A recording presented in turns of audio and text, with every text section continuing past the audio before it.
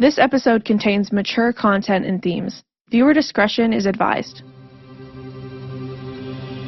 During the first moments of his 44-day-long trial in Arizona in 2004, prominent OB/GYN Brian Finkel announced to anyone in the courtroom who could hear him, I'll be glad when this clown show is over. It was vintage Finkel, reporter Paul Rubin would write for the Phoenix New Times. Always the wise guy, cocksure, always in control. Over the years of his medical career, Finkel had acted as a go-to resource for local and national journalists. It was said that he had never met a television camera he didn't like. But in that Arizona courtroom, his image as the media's sweetheart and a friend to women was about to shatter. Countless former patients had stacked up allegations against him. He claimed that these accusations were fueled by false memories and argued that his accusers were simply incapable of understanding proper medical procedures.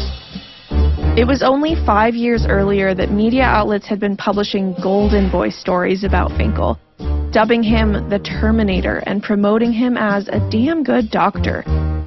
A profile published by the Phoenix New Times in 1999 painted Finkel as a controversial but charming eccentric who decorated his business with Elvis collectibles and statues of fertility goddesses, giving it a pawn shop vibe.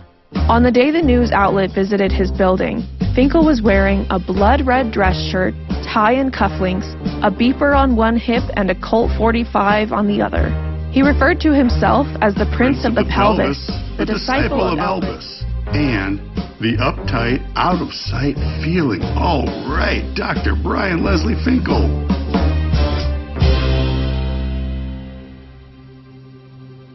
By the way he spoke to reporters, it's clear he saw himself as untouchable, even when he was put in handcuffs. He never wavered, maintaining that he was innocent and his accusers were victims only of poor memories and low intelligence. Janet Kreller was one of those alleged victims. I said, something happened. Something's odd happened here. And she said, you're just waking up from a twilight sleep. It's going to be okay. You know, let's just get you out of here and get you home. And it was very shuffle you out the door. Were Janet and his other accusers lying about Finkel? Were they deliberately manipulative human beings, a mob created by the media, the victims' club, as Finkel's defense attorney Richard Gerloff called them? Was Finkel simply a misunderstood doctor doing his job? What could a man so confident of his innocence, so beloved by the media, have done to rouse an eventual 100 women into making accusations against him? Finkel was playing proverbial legal Russian roulette. For these accusations, if proved true, could end his career and land him in prison for up to 75 years, the rest of his life.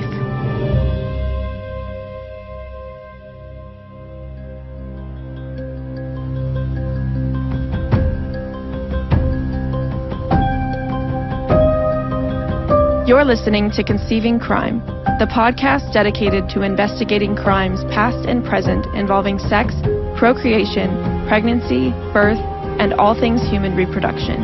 I'm your host, Sammy Parker. See the full show notes and links to resources from this episode at conceivingcrime.com.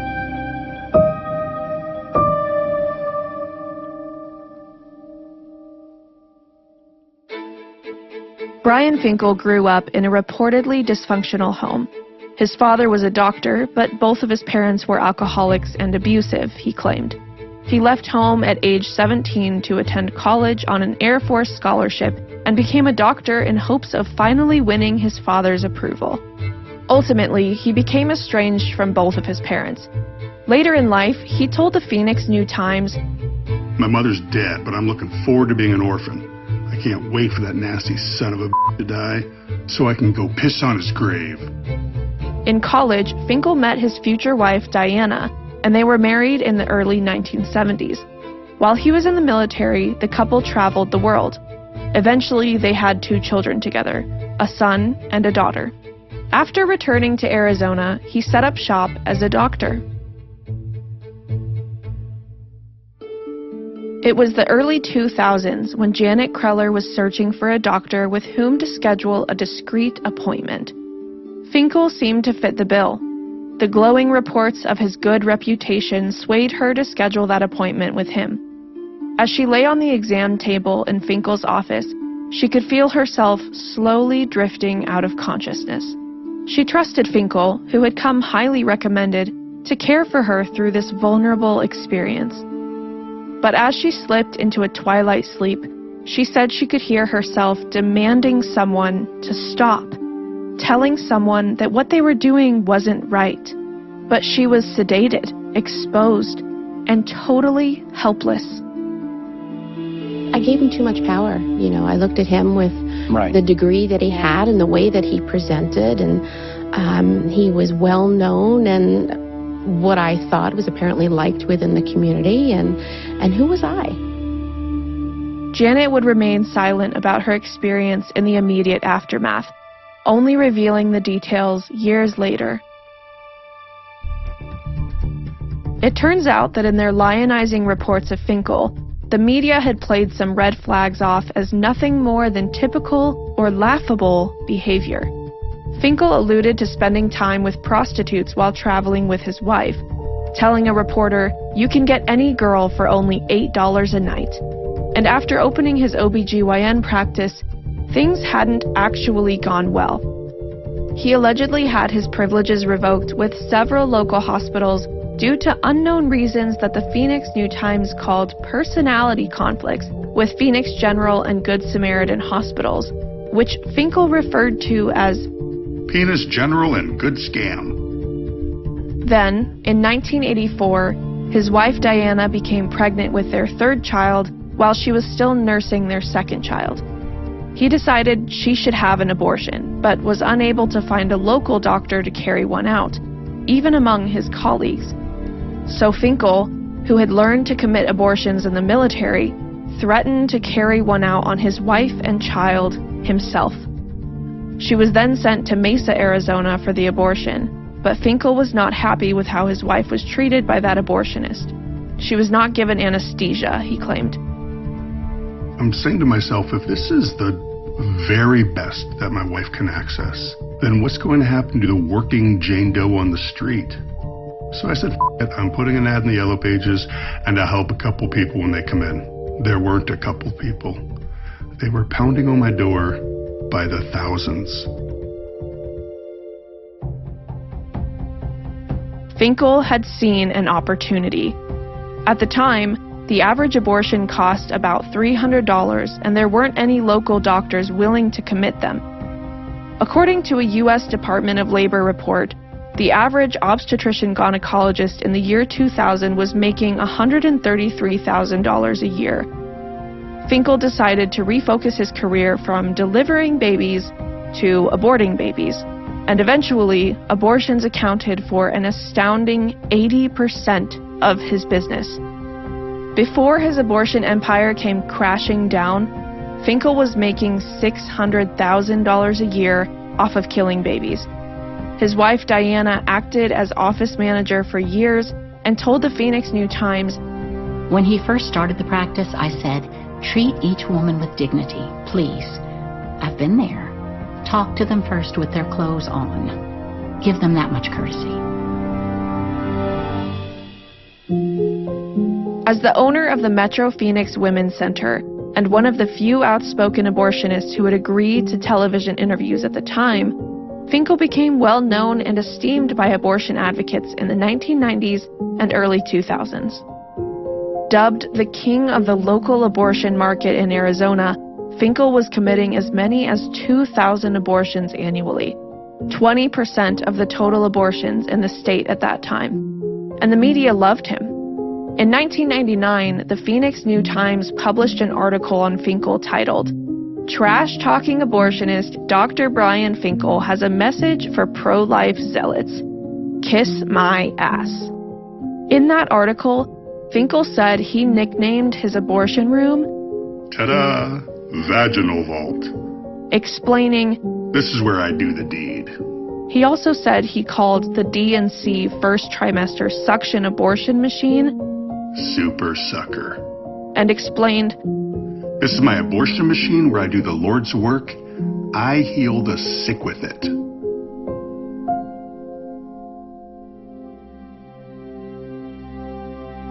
Committing abortions and speaking to the media had brought Finkel money, fame, and prestige. In his eyes, he was a reproductive rights hero who believed his business and even his life were at risk from the so-called pro-life extremists. He was brazen enough to brag about telling a pro-life activist who he had nicknamed Beer Belly, "I want you to know that if your wife ever needs an abortion, I'll do one for free. Not because I'm a nice guy, but just because I want to get between her legs." He claimed to have always complied with his wife's request to treat women with dignity. That's not a claim that many of his patients would agree with. The late pro-life activist Mark Crutcher spent years working with Finkel's alleged victims. People need to understand, this is not some outlier in the abortion industry. Over a 20-year period of time, Brian Finkel did 1 out of 5 of all the abortions done in the state of Arizona. Correct. So he was a big-time player. All the local pro-abortion groups were referring to him, and so he was the champion for women's rights. On at least 2 occasions, Finkel invited the media to watch him commit abortions. Both times, he was praised in the press for treating his patients with compassion.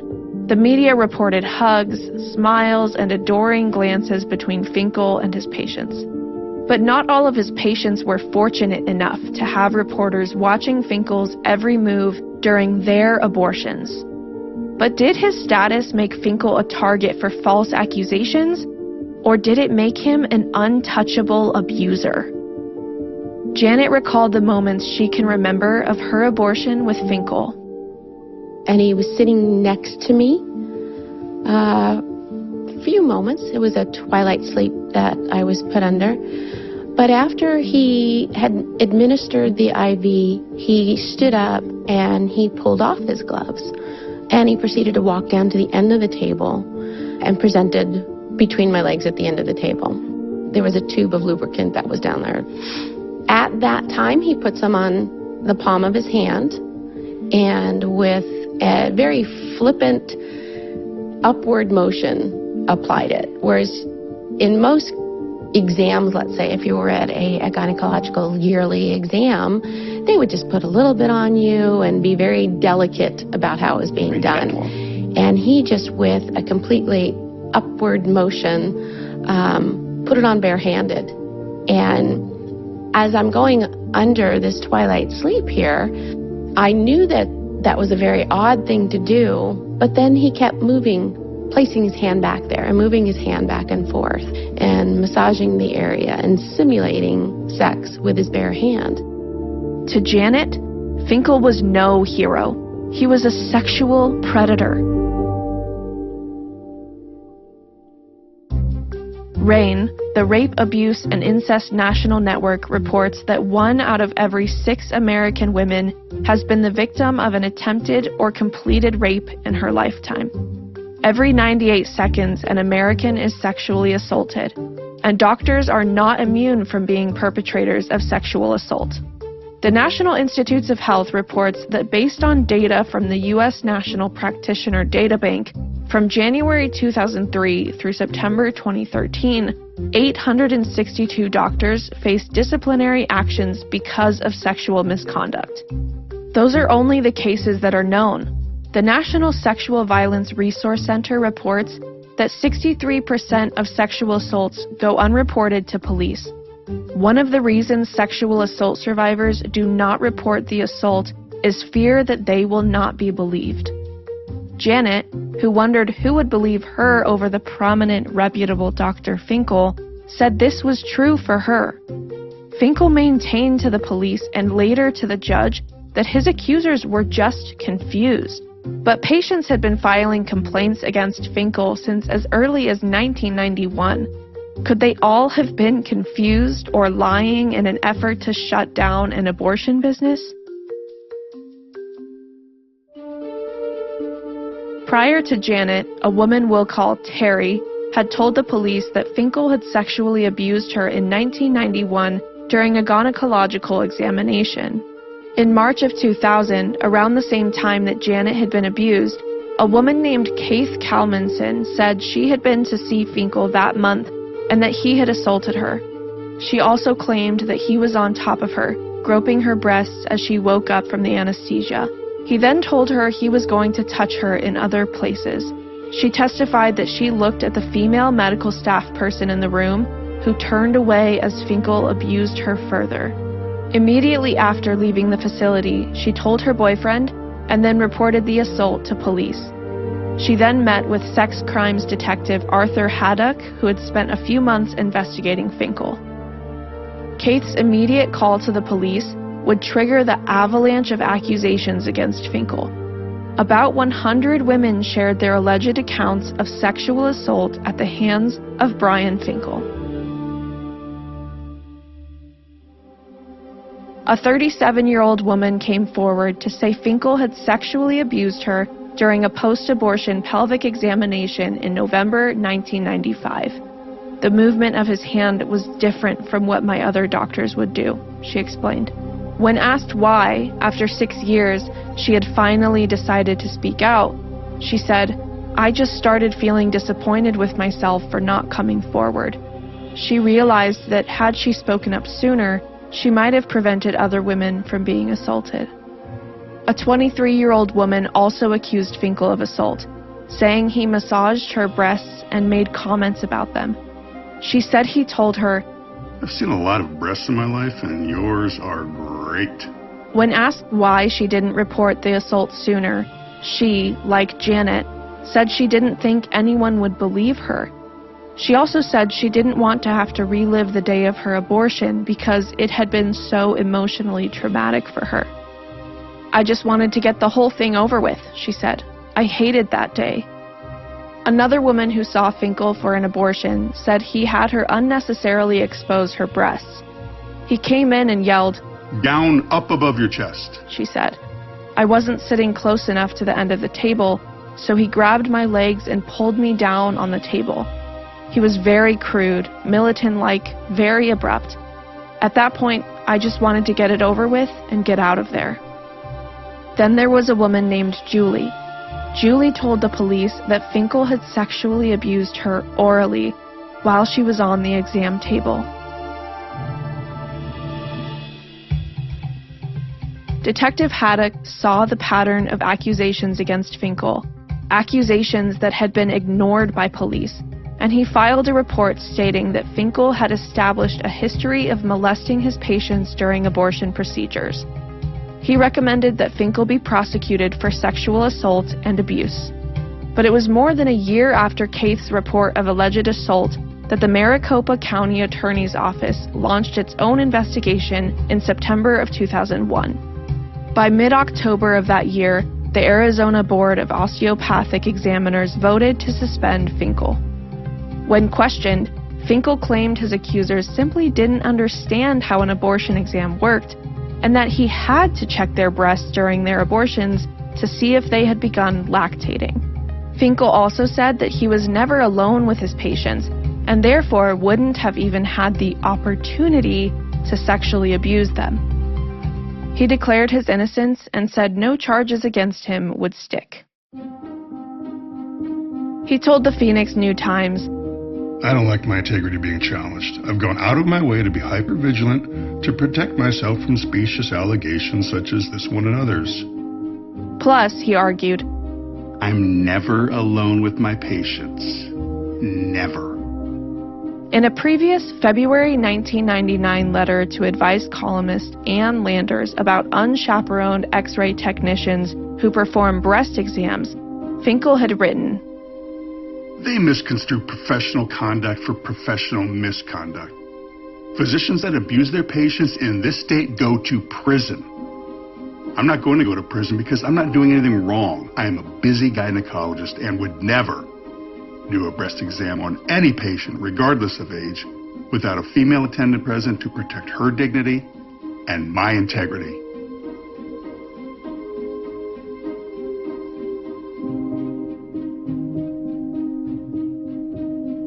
It didn't occur to Finkel that there was a third group of people who could pull back the curtain on what happened to his patients behind closed doors.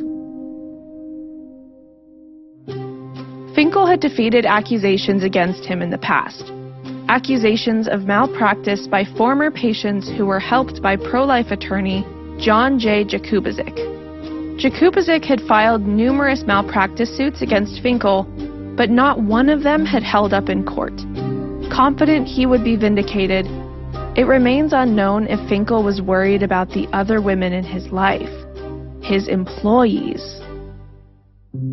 It had been his word against those of his patients, who had been under anesthesia when the alleged assaults took place and were not people worth believing, according to Finkel. He alleged that pro-lifers who often protested outside of his abortion business had put them up to the accusations. But then, 6 of his ex-employees came forward. He did a lot of inappropriate things. For instance? For instance, when the patient would be under sedation, he'd sedate him with IV Valium. Right. We'd go out of the room for about 5 to 10 minutes, less than 10 minutes. Right. To give the sedation time to work. That's that twilight sleep. Right. Right. After we did the procedure, we'd try to wake the patient by shaking or asking her how she's doing, because it's just twilight, doesn't really put you under. Right. His tactics were to put his hand on their breast and like shake them, which is unnecessary. Oh, to wake them from the twilight sleep? Right. He would touch them in places that they totally wouldn't be aware of because they're in the twilight. And when they come to, that's like a memory loss medication. You don't remember anything. Right. He's done that quite often. It's about time he's finally getting in trouble for all this stuff he does. And all the stuff that we didn't even, that we ignored when we worked there, because it's like, who's going to believe us? He bragged on a daily basis, money he had, and he had a lot of legal backup. Who was going to believe him? Ex-employee Jamie also spoke to the detective. You saw what? Like, it's called the clit flick. That's what we called it. The clit flick? The clit flick. I'm trying to tell you, how his procedure was, and it's like every girl. And he did he tell you he was doing this, or? No, that's just how he did it on every girl. If he would do stuff all day, and he gets in your brain, so I throw attitude. I know he won't fire me, Yeah. So I throw attitude, and then he's like, you better straighten up or I'm going to slap you with my dick. And then he'll smile and...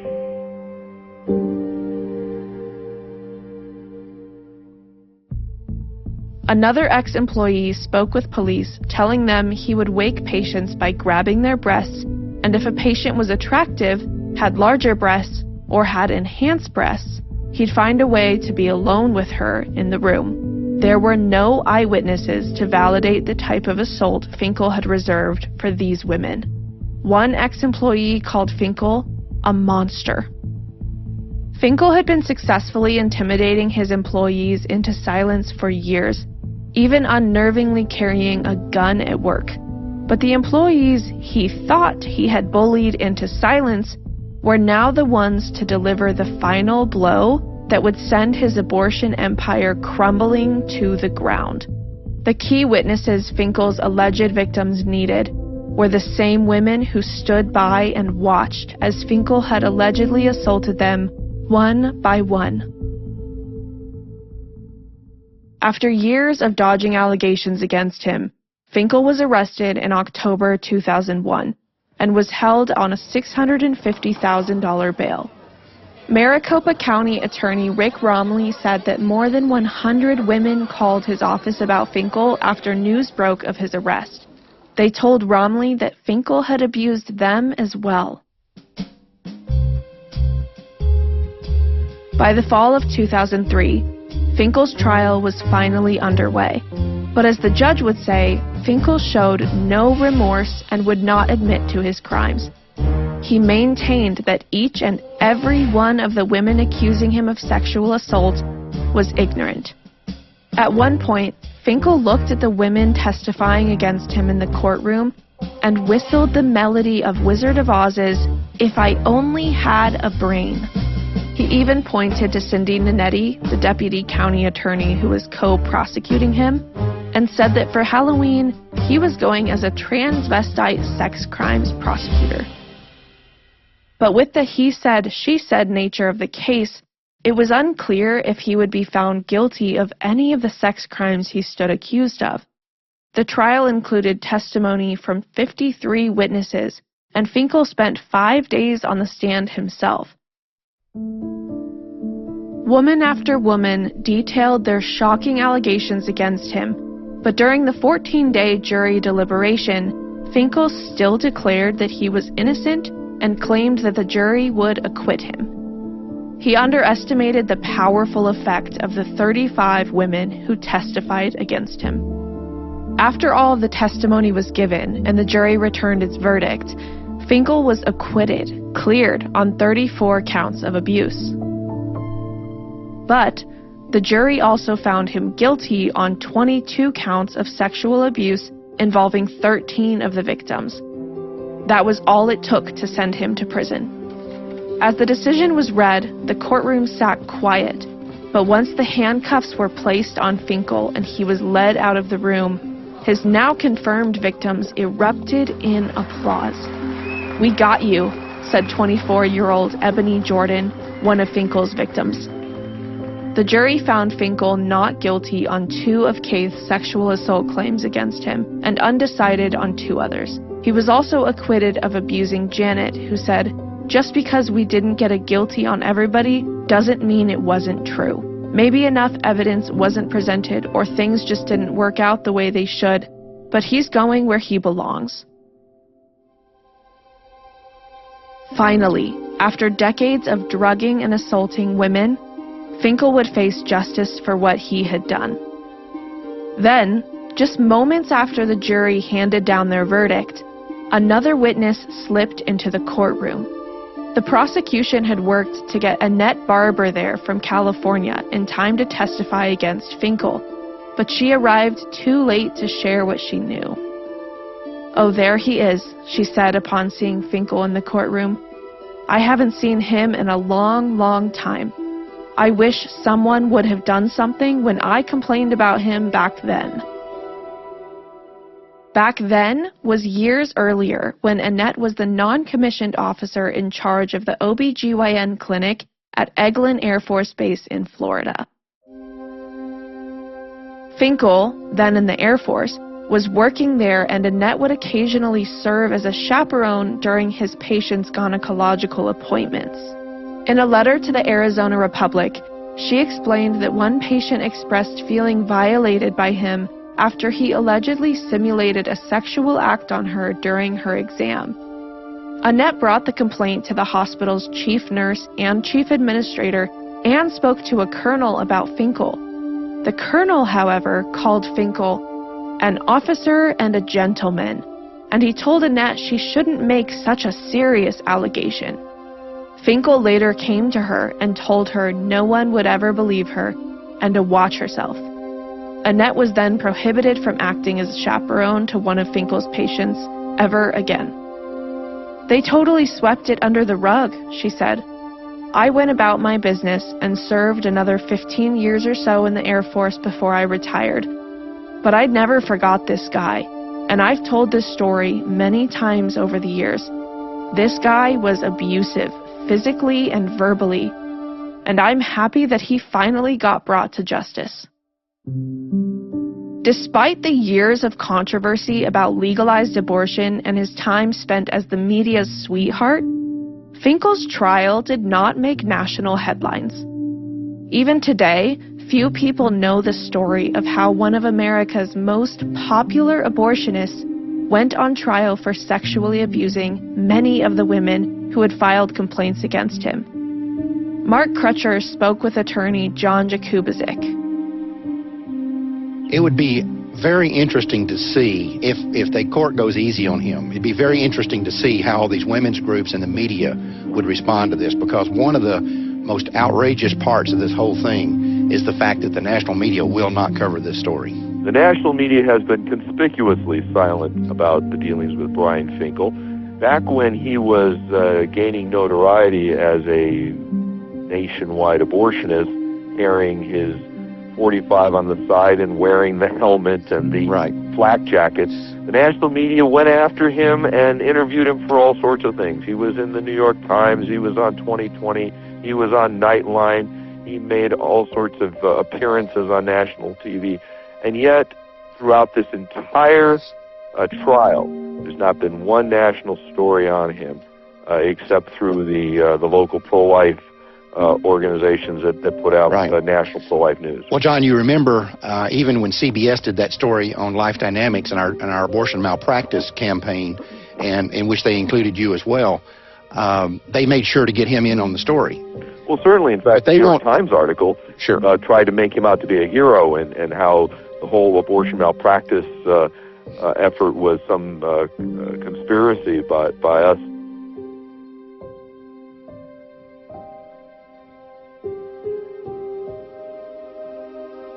Now a convicted sexual offender, Finkel has only proclaimed the louder that he was a good doctor whose bedside manner may have been less than perfect, but that he wasn't a sexual predator. I never have held myself out to be a touchy-feeling, compassionate doctor. I wasn't raised that way. I wasn't trained that way. Perhaps I was too blunt when I counseled them about their lifestyle choices, and perhaps I was too perfunctory that I didn't seem compassionate. I'm sorry if I hurt their feelings or caused them emotional stress, but I never sexually abused them.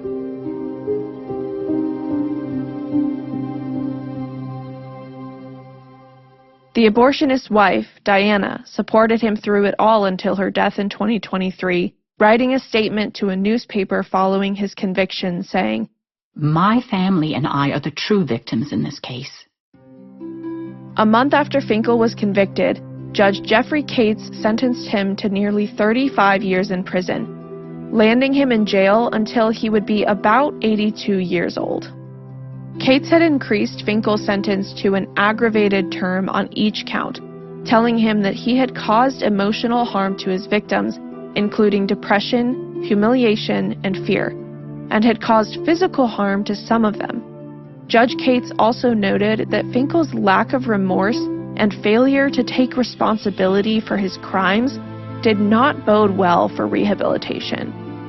Finkel would later appeal the convictions, and in 2006 the Arizona Court of Appeals reaffirmed his sentence in all but 4 of the 22 counts he was convicted of. His sentence in 2 of those 4 counts was reduced by 2 years, and the other 2 counts were sent for resentencing due to a procedural error. It could mean Finkel would be eligible for parole in 20 years rather than 25, but he would still remain in prison likely for the rest of his life. Unsatisfied, Finkel filed a second appeal that was denied. If Finkel had been the only abortionist to be accused of or convicted of sex crimes against patients, perhaps the media's silence surrounding the case could be excused away. Maybe it would have been acceptable that the news coverage of his trial remained local. But Finkel was most certainly not an outlier. He is one of at least 30 abortionists across the nation who have been charged over the years with sexually assaulting patients. The assaults include inappropriate comments about patients' bodies, sexually explicit emails, and rape, even the rape of a minor. Finkel was actually open about this, saying once, "There's a rubric for people that own these abortion clinics. They're known as the slumlords of abortion because they really try to have as marginal a facility as possible to maximize their profit. Unfortunately, you have these back alley-like abortion mills, and I will call them a mill, these slumlords that take advantage of women who desperately need health care. I'm going to catch a lot of flack for telling the truth, but there are a lot of places like this."